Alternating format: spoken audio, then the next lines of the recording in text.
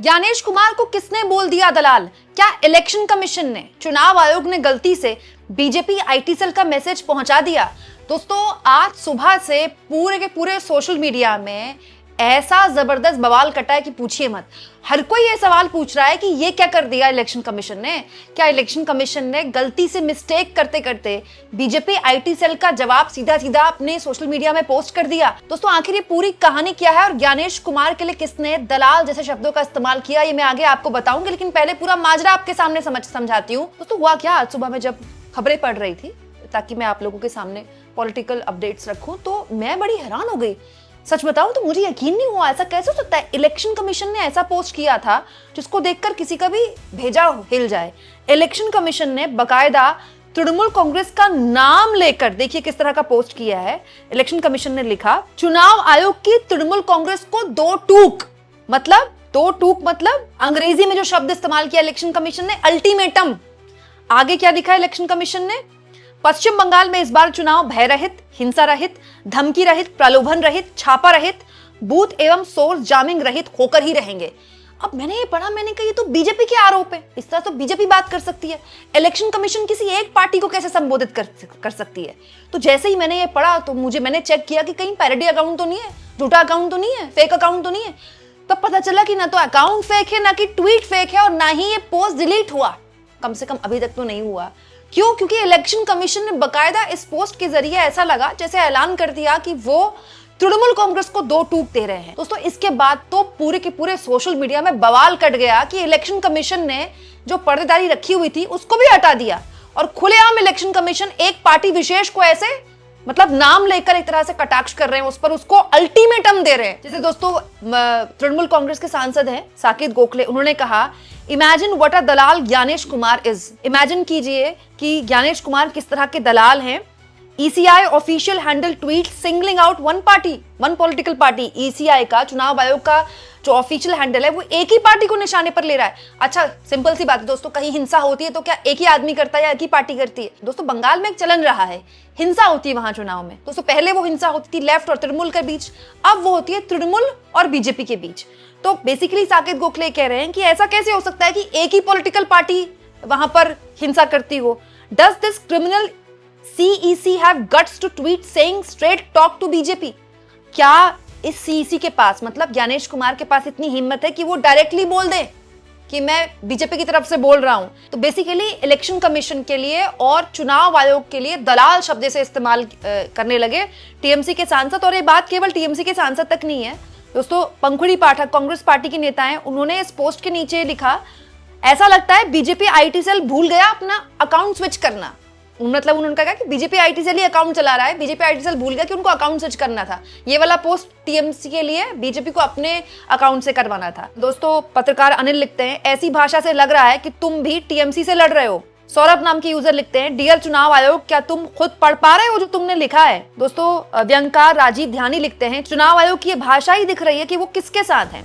अरविंद चोटिया लिखते हैं, बीजेपी और चुनाव आयोग का हैंडल कोई एक ही व्यक्ति ऑपरेट करता है या और कोई गड़बड़ है। दोस्तों, मुकेश माथुर लिखते हैं, चुनाव आयोग के अधिकृत हैंडल से आई इस पोस्ट की पहली लाइन पढ़िए, चुनाव आयोग की तृणमूल कांग्रेस को दो टूक मतलब अल्टीमेटम। मुझे लगता है अगले लोकसभा चुनाव में चुनाव आयोग को पार्टी बनकर चुनाव लड़ लेना चाहिए। ये आम लोग कह रहे हैं कि अब ये जो पर्देदारी है ये चुनाव आयोग को उतार देनी चाहिए। दोस्तों, और अरविंद केजरीवाल ने कहा, अब ये कहने की भी जरूरत नहीं कि चुनाव आयोग सीधे बीजेपी के निर्देश लेकर और बीजेपी के अंडर काम कर रहा है।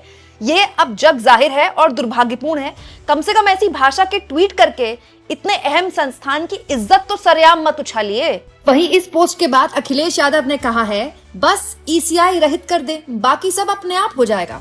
वहीं तृणमूल कांग्रेस ने भी इसका विरोध किया है, ये कहते हुए कि is this how a neutral constitution body is expected to behave.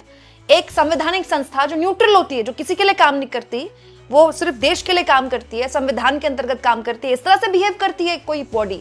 अब दोस्तों, ये सारी बातें देखी तो मुझे ज्ञानेश कुमार की कुछ वक्त पहले एक बात याद आई जो उन्होंने कुछ वक्त पहले बोली थी। दोस्तों, ज्ञानेश कुमार ने उस वक्त कहा था कि चुनाव आयोग के लिए न पक्ष है न विपक्ष है, सबके सब समकक्ष हैं। चुनाव आयोग उन्हीं राजनीतिक दलों में भेदभाव कैसे कर सकता है? चुनाव आयोग के लिए न तो कोई विपक्ष है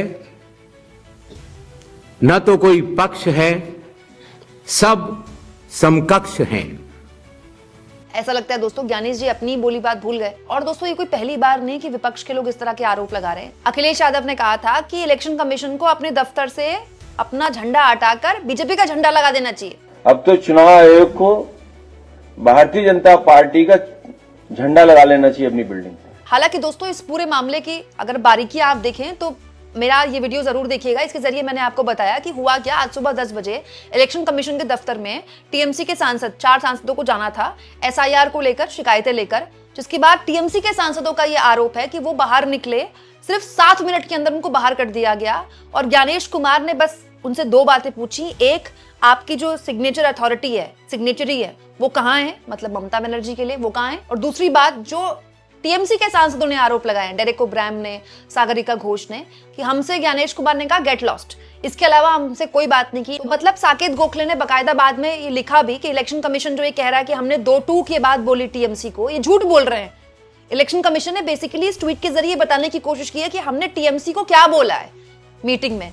तो साकेत गोखले ने बोला ये झूठ बोल रहा है, मैं वहीं पर था, ऐसा कोई बात नहीं हुई है, जो उन्होंने बोला है वो यही बोला है, गेट लॉस्ट। दोस्तों ये जो कुछ भी आज इलेक्शन कमीशन ने किया है बहुत सोच समझ के किया है। वो जानता है कि अब ये मुद्दा बने और एक्चुअली में बीजेपी इसी को इस तरह से भुना रही है। आप देखिए मोदी जी ने अभी रिसेंटली एक रैली की पश्चिम बंगाल में, तो मोदी जी बीजेपी की तारीफ करने के साथ साथ, अपनी सरकार की तारीफ करने के साथ साथ इलेक्शन कमीशन की भी तारीफ कर रहे थे। उनको पूरा भरोसा है कि इलेक्शन कमीशन जो है निष्पक्ष चुनाव इस बार कराएगा पश्चिम बंगाल में।